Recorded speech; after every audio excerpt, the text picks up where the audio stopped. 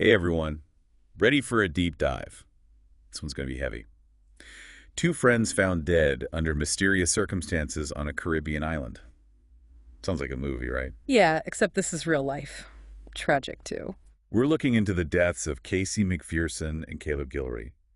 They were best friends, grew up together back in Oregon, went to Anguilla for a New Year's trip back in 2018, and, well, neither of them made it home. It's a case that's just full of twists and turns, and honestly, it's a mess. The information's all over the place. People's stories keep changing. The investigation just kind of stalled out. It's like a puzzle with half the pieces missing.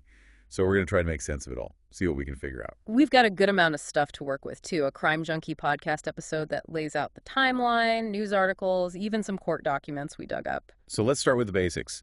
Anguilla, December 2018. Casey and his wife, Barbara, they were living on the island while he was in med school. Right. They invited some friends to celebrate New Year's with them. Caleb and his wife, Carly, and another couple, Chuck and Alicia. Casey and Caleb were like brothers. This trip was supposed to be a big reunion, a chance to catch up. But then, December 30th happened. Yeah. Around 10 p.m., Alicia calls the police, says Caleb's not breathing, needs an ambulance. First responders get there, and it's total chaos. Caleb's unresponsive on the floor of the living room. And then, get this, just as the first responders arrive, Casey starts having seizures in another room. Can you imagine? You're on vacation with friends, everything's supposed to be fun and relaxing, and then suddenly, bam! Two people are down, serious medical emergencies. And what makes this even weirder, neither Casey nor Caleb had any known health problems. This is, of course, everyone's thinking, what the heck happened? Right, and this is where Barbara, Casey's wife, comes in. She says Casey and Caleb had shared a rum and coke at a beach bar earlier that evening. Okay, so maybe a bad drink, some kind of poisoning. That was the initial thought, yeah. Except, get this Barbara's story about that drink. It kept changing. Wait, what do you mean? First, she says she wasn't even with them when they had the rum and coke. Uh-oh, that's already kind of fishy. Right, but later, she claimed she took sips from the same glass. So which is it? Yeah. Was she there or wasn't she? Something's not adding up. Exactly. And to make things even more suspicious, the police said they saw what they called abnormal behavior from all four friends at the apartment. Abnormal behavior. What does that even mean? Were they freaking out? Was it drugs? What were they seeing? It's not clear. The police reports are kind of vague, but it definitely makes you wonder if there's more to the story than meets the eye. Oh, yeah, for sure. And, of course, it doesn't stop there. Things get way more complicated from here. You're telling me. Now we get to the whole cremation thing. This is where it gets really heartbreaking for the families. Absolutely. Casey and Caleb's families, they desperately wanted to bring the bodies back to Oregon for burial. They even had a family friend offer a private plane to fly them back. But Barbara, she insisted on cremation right there in Anguilla. Claimed she felt unsafe on the island and needed to leave ASAP. I can't even imagine what those families were going through. They'd just lost their loved ones, they were so far away, and now they're being pushed to cremate them. And with so many questions unanswered, they couldn't understand the rush. It's like she was trying to shut down any further investigation. Yeah, and if you think that's bad, wait till you hear what happened when they all got back to the U.S. Things get even weirder, yeah. Because once everyone's back in the States, Barbara changes her story again. Ugh, this woman. Now she's saying all three of them, her, Casey, and Caleb, drank from that rum and coke. So, wait a minute. If that's true, why didn't she get sick? Exactly. And then there's this whole thing about a $40,000 payment. Oh, what? A payment, Yeah. supposedly wired to Anguilla by Chuck's dad to get them all released. Hold on. $40,000 to get him released. What was that about? Some kind of bribe? No one really knows. There's no official record of it. Just rumors. Adds another layer of mystery to the whole thing. This is so messy. Okay, so we've got the weird drink story, the cremation thing, a mysterious payment. What else? Well, the four friends, they meet with Casey's family back in Oregon, to offer condolences, I guess.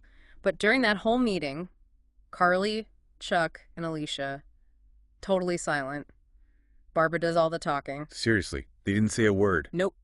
And to top it all off, Barbara warns the family not to talk about anything publicly. Says it'll just cause more problems. So at this point, we've got conflicting stories, the pressure to cremate, this secret payment, and a group of friends who suddenly clam up.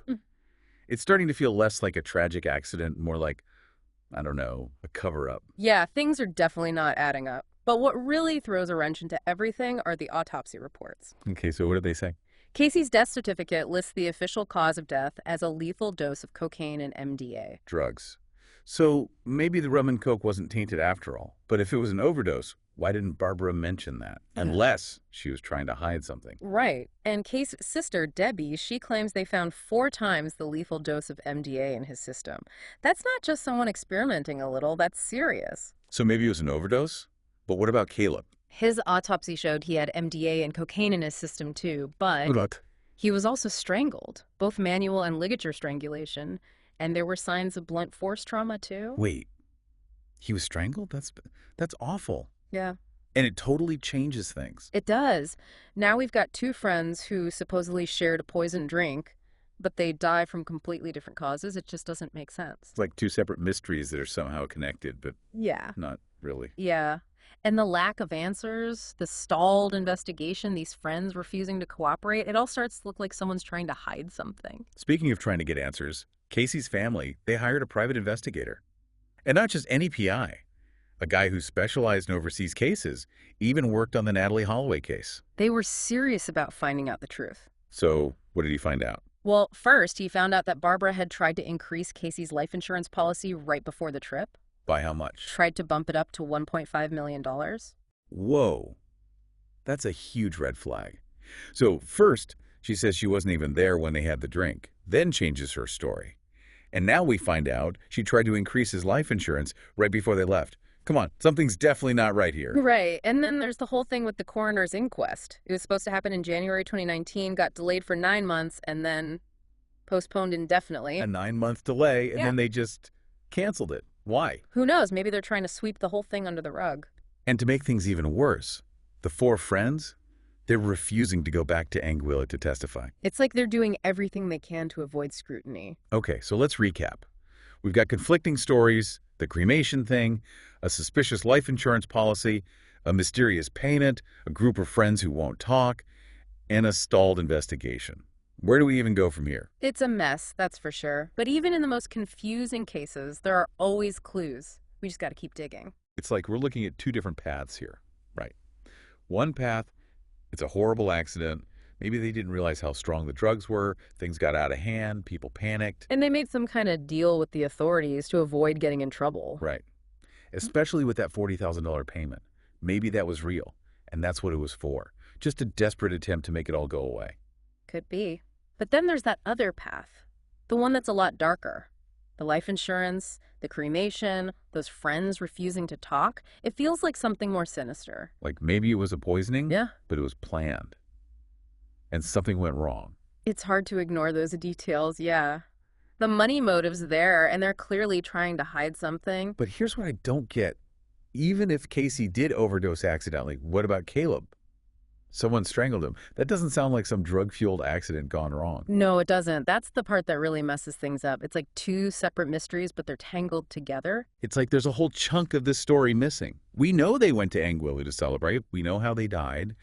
But what happened in between? What led to that night? That's the million-dollar question, and I think the answer lies with those 4 friends. They were there, they saw what happened, but they won't talk. And 2 families are left with nothing but grief and questions. Their silence is deafening. What are they so afraid of? Are they protecting themselves, each other? Or is there something bigger going on, something they're terrified of? It makes you think about those Anguillan authorities, too. All those delays, the lack of follow-up. Were they pressured to close the case quickly, maybe to protect tourism or something? It's a tough question to ask, but it needs to be asked. 2 young men died.